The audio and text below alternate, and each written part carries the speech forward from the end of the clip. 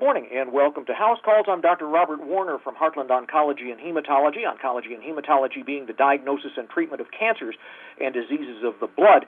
We're very happy to have as our guest this morning a couple of gentlemen from the Community Oncology Alliance, Dr. Patrick Cobb, who is the president of the group, and Ted Okon, who is the executive director. Good morning, gentlemen. Good morning, Dr. Warner. How are you? I'm doing just fine, thank you. How are you guys?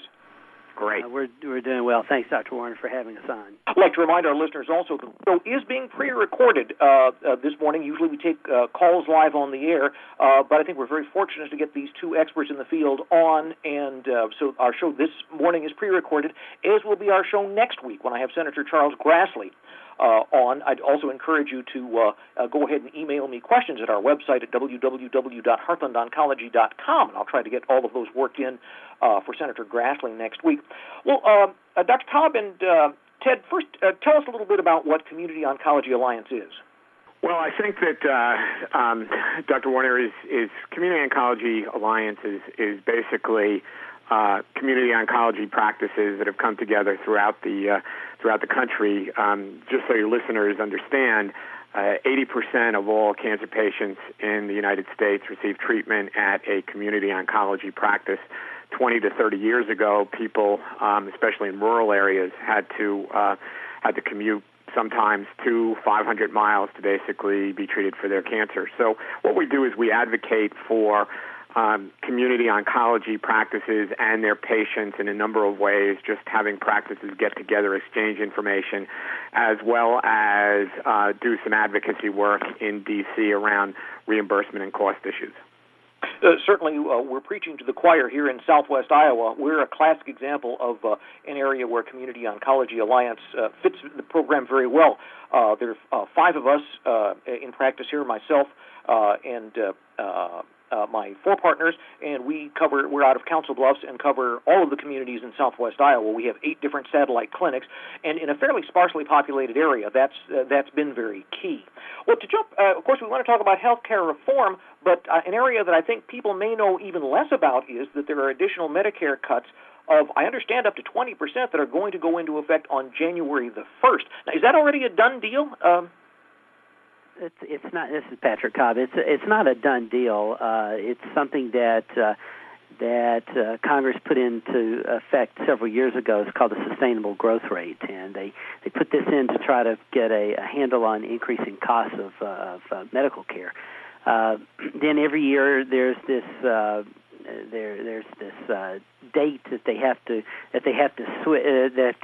pass legislation to keep this from going into effect, because as you can imagine, 20% decrease in payments would be just devastating, because right now Medicare rates, even as they stand right now, they don't pay enough to cover the costs of cancer care right now. But even if the 20% cliff is even avoided by Congress, they're talking about decreasing payments for cancer treatments by 6%, even if the 20% is avoided.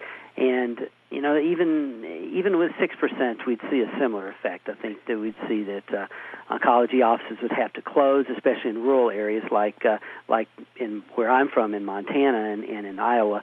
I think that we'd see treatment options would be limited. Patients would be referred to an inpatient setting where it would cost the government a lot more. And I think just overall access to cancer care would markedly decrease.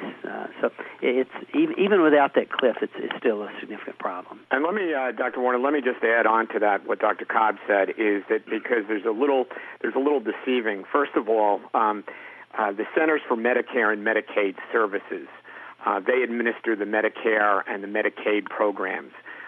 They have published what's referred to as a proposed rule that allows interested parties to comment on, and that rule has to deal with this physician payments for 2010.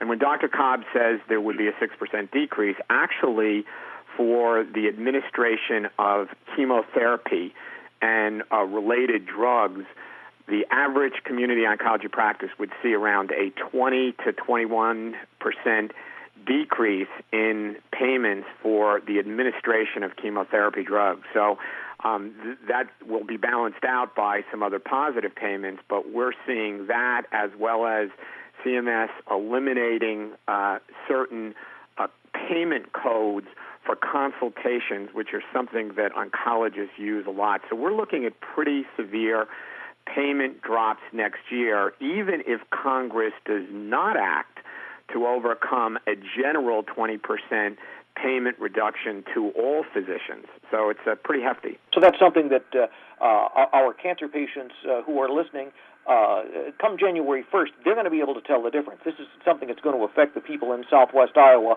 in how we are able to deliver cancer care, it sounds like. Absolutely, and I think that, as Dr. Cobb said, we're seeing a lot of pressure right now with rates the way they are, especially in rural areas. And I think that if CMS actually goes through with these steep cuts, then I think a lot of practices are in trouble. You know, what I hear in the news media is that I know a lot of people are understandably concerned about rising health care costs, and they feel that cuts to Medicare providers is a good way to stem that rising cost. Clearly, it sounds like we're going to be changing the way medicine is practiced, though. Is there another way that we can help cut the cost of health care with oncology, or are we pretty well cut to the bare bones now? Well, I think what happened after 2003 with the Medicare Modernization Act that was passed, what we saw was that there were significant cuts in payments for cancer services at that point. And it was the intent of Congress to come up with new payments for services rather than just overpaying for the drugs. Well, they cut payments for the drugs, but they didn't come up with the corresponding payments for services. So, you know, maybe on the surface it's good business to cut physician payments, but cutting payments to physicians really doesn't save that much money, and it has an enormous effect on access to care. You know, we get those of us in oncology, we get blamed a lot for the increase in cost. But if you think that if you look at the actual increase in cost, it comes from two different areas. One is that there's a lot more treatment options that we have available for cancer patients that 10 years we didn't really have. If you look at how we treated lung cancer 10 or 15 years ago, there really wasn't effective chemotherapy. Now there's first-line therapy. If that doesn't work, we can try something else. If that doesn't work, there's even third-line therapy for lung cancer. Those weren't around back 10 or 15 years ago. You know, no wonder it's gotten so expensive by comparison, Dr. Cobb. I agree. I graduated from Creighton University here across the river in Omaha in 1981. But at that time, CAT scans were new. We didn't have MRIs. We didn't have PET scans. Chronic myelogenous leukemia was a death sentence.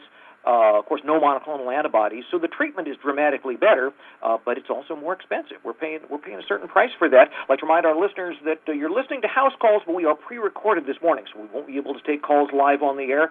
I'm very happy to have guests this morning from the Community Oncology Alliance, Dr. Patrick Cobb, who is the president, and Ted Okon, who is the executive director. I'd like to remind our listeners also that I always have to remind our listeners, guys, that no excuse for missing church. This is Southwest Iowa. A lot of folks listen on their way to church and coming out of church, but the show will be recorded, and you can listen through the magic of computers. You can go to our website at www.heartlandoncology.com after the show is over and catch the show in its entirety at your convenience. So no excuse sitting in the parking lot just because you want to hear what Dr. Cobb and Ted have to say.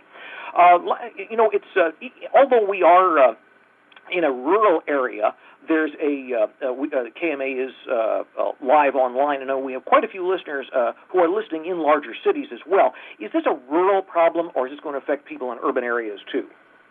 It really impacts both. In fact, what's interesting about it is it certainly has an impact in rural areas, but we're actually seeing in very urban areas. In fact, we had a practice in Connecticut that actually closed last week because it really had a large percent of its business based on Medicare. And again, this is not the Medicare cuts that will go into effect in 2010. This is the way the Medicare cuts are now. So it's a serious problem, and it's a problem that really impacts all practices, certainly smaller practices, but we're even seeing it starting to impact larger practices across the country. And we've certainly seen that out west.